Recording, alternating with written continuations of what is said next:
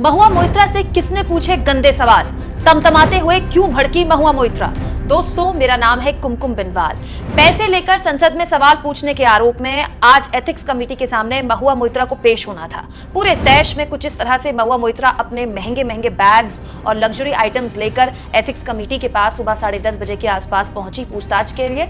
लेकिन अचानक कुछ ऐसा हुआ जिसकी उम्मीद किसी ने भी नहीं की थी। महुआ मोइत्रा के साथ साथ दूसरे जो विपक्षी दल के मेंबर्स होते हैं एथिक्स कमेटी में, वो तमतमाते हुए बाहर निकल गए और महुआ मोइत्रा ने बेहद गंभीर आरोप लगा दिए एथिक्स कमेटी के उन सदस्यों पर जो सत्ताधारी दल से आते हैं, ये कहते हुए कि उनसे गंदे सवाल पूछे गए, उनसे निजी सवाल पूछे गए।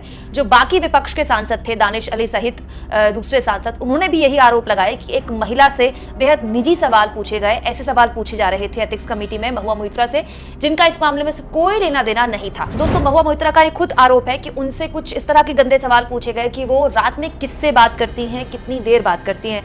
ये बहुत ही निजी सवाल थे, जिसको सुनकर महुआ मोइत्रा सहित जो बाकी विपक्ष के दूसरे सांसद थे वो नाराज हो गए और उन्होंने एथिक्स कमेटी की उस पूछताछ का बॉयकॉट कर दिया और वहां से बाहर निकल गए। यानी कि महुआ मोइत्रा जो खुद पर लगे आरोपों के लिए जवाब देने के लिए एथिक्स कमेटी के सामने पेश हुई थी, अब खुद एथिक्स कमेटी पर आरोप लगा रही हैं कि वो बेहद ही निजी हमले उन पर कर रहे हैं। एक महिला से वो सवाल पूछे जा रहे हैं जिनका इस मामले में से कोई लेना देना नहीं है। इससे पहले खबर यह भी आई थी दोस्तों कि एथिक्स कमेटी के सामने महुआ मोइत्रा ने इस पूरे मामले में खुद को निर्दोष बताया है। महुआ ने कहा कि वकील जय अनंत से निजी रिश्तों में जब खटास आ गई, उसके बाद ही पूरी कंट्रोवर्सी खड़ी हुई।